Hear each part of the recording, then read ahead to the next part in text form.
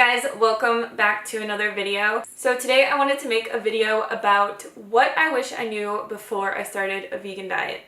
And this video is not in any way, shape, or form to put anyone else down who maybe has not been successful. It is not to shame anybody. It is not to say that I am right and everyone should listen to me. And what I'm sharing in this video is just what I found that works for me the most. And that is what works for me. If something else works different for you, I highly recommend that you make a video and share how you've been successful on a vegan diet. But this is just my story and my opinion. So starting off, the first thing that I want to touch on is just the fact of being a YouTuber and realizing where everyone else is coming from.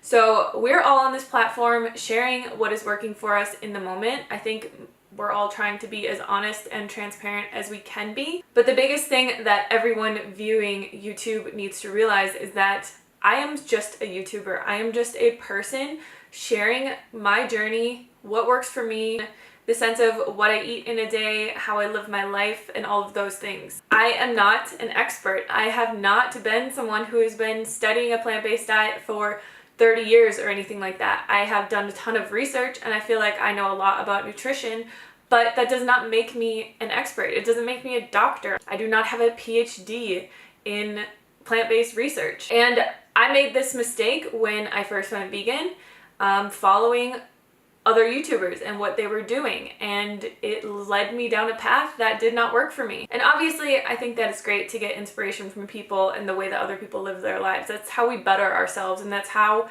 we figure out what path we want to take. But I think as YouTubers, people give us too much credit, honestly. And my biggest advice to anybody is to follow the experts. Luckily, this was something that I learned in the very beginning. When I was following a bunch of YouTubers and their diet and whatever didn't work for me, the first person that I looked to was Dr. McDougall. And then I researched a bunch of other books. I read the China Study. I read Dr. Greger's book, How Not to Die. I read a bunch of Caldwell Esselstyn books, Neal Barnard books. I really educated myself from these guys who have been researching a plant-based diet before I was even born. And one thing that really scares me, which I have fault in this, I've tried to help people as much as I could in the past, which I'm not going to do this anymore, but people email me all the time about their health problems. And I try to help people, but I am not the person to email if you have a health issue. I am not a doctor. Whenever I've had a nutritional deficiency, which I'm going to talk about in a video coming up and how I solved that, I won't get super into it right now, but it was like a minor nutritional deficiency, and I've really only ever had one. I contacted Dr. McDougall and I asked him, what should I do? All of these guys, Dr. McDougall, Dr. Greger, Dr. T. Colin Campbell, Dr. Esselstyn, Dr. Neal Barnard, they have their emails on their websites and they reply to everybody. They are very quick at getting back to you. They are doctors. You can trust them. They know what they are talking about. They've had these questions so many times. So if you ever have an issue on a vegan diet, I highly recommend that you contact one of these doctors. Another thing that you can do is there is a website that I will link below. I can't remember exactly what it's called right now, but it's a directory of every single plant-based physician in the United States of America, and I think it actually covers other countries as well.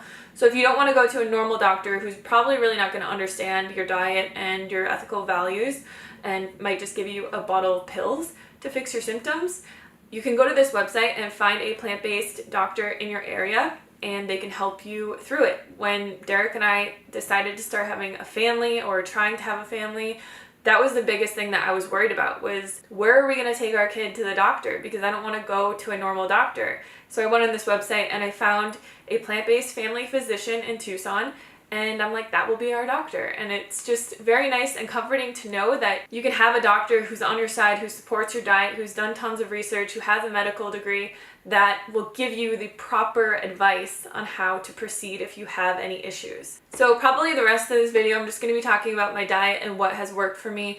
Obviously, if you guys have been following me for a long time, you'll know that when I first went vegan, I was trying to eat a very high carb, raw, vegan, fruit-based diet, and it did not work for me at all. I gained a bunch of weight. I was eating so much food, like 3,000-4,000 calories a day, because I was never satisfied. And I had blood tests done at this time, and I remember specifically that my triglycerides were through the roof, and I had some other minor deficiencies, but I can't remember exactly what they were. I know one was B12, which obviously is something that we need to take through a supplement. But eating a raw vegan diet was definitely not something that was sustainable for me at all. And that was just me personally. I did not like it. I grew up in Minnesota. I have always had more like savory foods. And eating fruit all day was just not working for me. So when I found a starch-based diet, this was the thing that really turned my health around as quickly as you could possibly imagine. I started by reading The Starch Solution by Dr. McDougall. And within 6 months, I had lost 40 pounds. All of my blood tests were perfect. I felt amazing. I always felt satisfied. I never counted calories. I never starved myself. I never did any of that. I was eating tons of vegetables, potatoes, rice, beans, and I was still eating fruits, obviously, but more in smaller quantities and as like a dessert and not massive smoothies. And that was what really worked for me. That made me feel my best. And that is just my preferred diet personally, because I find it is the most sustainable. It is the cheapest way you could possibly eat on planet Earth. Potatoes, rice, beans are all like 30 cents per pound. They're super cheap.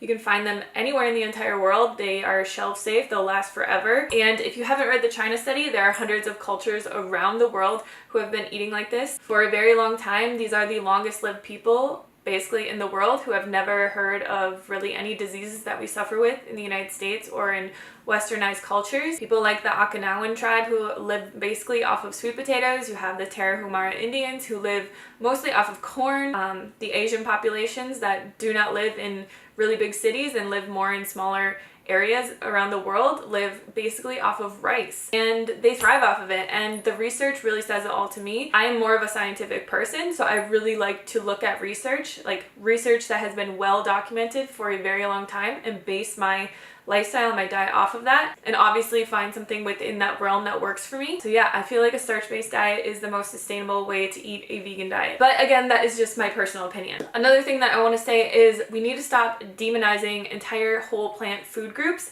and macronutrients. And another thing is to stop being afraid of cooked foods. All whole plant foods are healthy foods. Nuts are healthy, rice is healthy, potatoes are healthy, fruit is healthy, vegetables are healthy. Every single one of these foods are very healthy and very nutritious. You can tweak a vegan diet to make it work in a different way for you. So obviously if you want to build more muscle, you can add in more of the macronutrient protein. If you want to lose weight and be able to stay full and satisfied, the best way to do that is to lower your fat intake so that you're eating less calorie dense foods. But to demonize entire macronutrients or food groups for your entire life really is not a sustainable way of thinking, and it's more of like an orthorexic mindset. And I really think that this is where people go wrong. I personally eat a low-fat, starch-based diet 95% of the time because that is what makes me feel my best. I have eaten higher fat in the past and it really messed up my periods and gave me some nutritional deficiencies, which you guys see in the next video where I talk about that and how I corrected it. You really have to find what works for you and what works for your goals, what works for your lifestyle, and focus on eating a whole foods plant-based diet. Like I said, eating the way that I eat and the way that I show on my YouTube channel makes me feel my best and helps me maintain my ideal body weight, helps me maintain clear skin, helps me have healthy hair, healthy eyes, healthy everything. And this is how I feel my best. But I feel like it could be very easy to go down an orthorexic path. Personally, the way that I eat at home is the way that I eat 95% of the time, and I do have like a tiny rule about that because I feel like if I bring junk food into my house, or I bring alcohol into my house, or I bring these more processed foods into my house, I know myself. I have been very overweight in the past, and I don't mean that as a negative thing at all. I love food, and it is very easy for me to go down a path of just like eating a lot of processed food. But I do enjoy going out to a vegan restaurant and eating some really rich, hearty meal and then being done with it and being able to enjoy that and then move on. I have tried to be very, very strict about these kinds of things in the past and go out to restaurants and like just eat rice and just eat super, super high carb, like unprocessed foods, and that's not really fun for me at all. So that's something else that works for me. Obviously, if you have like a food addiction or something like that, it can be a totally different story, but I think the key component here is learning balance and learning how to enjoy our lives, eat the healthiest diet that we can, not only for ourselves, but for the animals, for the planet that we live on, and doing that in a sustainable way and being honest and open about it. I think it's great that people are sharing their struggles because we can kind of see what's not working for people. I really hope that everyone who has, gone back to animal products will soon realize that they can eat a whole foods plant-based diet in a very sustainable way and live a long life and be happy and be proud of something that they're promoting. The other thing that I want to mention is not being afraid of using medical intervention if something happens to you. It can be kind of scary to, with everything that we learn kind of through watching Forks Over Knives and What the Health and some of these documentaries that really expose the medical industry and the prescription drug industry for what it is, it can be kind of scary to put our faith in that. But I am a believer in Western medicine. If I really needed to have a surgery, if I needed to have a cancer treatment or take antibiotics or really heal myself in a way that needed a Western medical intervention, I would do it. And I feel like with the kind of purist mindset, it's very easy to just be like, no, that's really bad. I don't want to do that. And that can lead us down to a path where we're not able to heal ourselves because we're so afraid of medical intervention. But there is a place for it. If I got into a car accident, I would not want someone to bring me to a naturopath. I would want them to bring me to a hospital. And then the last thing that I want to mention is just being on top of your health and taking care of yourself. Getting regular blood tests every single year, going to see a plant-based doctor in your area or any doctor that you can see, and just getting a normal routine checkup. Not being afraid of supplements. This is another thing that I'm going to be talking about in the video that I'll be posting soon, but I'm a big believer in supplements. I was afraid of them for a really long time. I personally believe that because our food is not grown in the most ideal conditions, even if it is organic, the soil just really is not what it used to be. We also have a lot of environmental toxins that can deplete our bodies of essential minerals very quickly. So I'm a big believer in supplements. I think having a blood test and realizing like where you're low and what you need and supplementing with that is the best way to go, and not just like willy-nilly taking a bunch of supplements because you think that you need them, but really doing your research and doing what's best for your body. And that's pretty much everything that I wanted to talk about today. Like I said, I hope this video helps you guys in any way possible.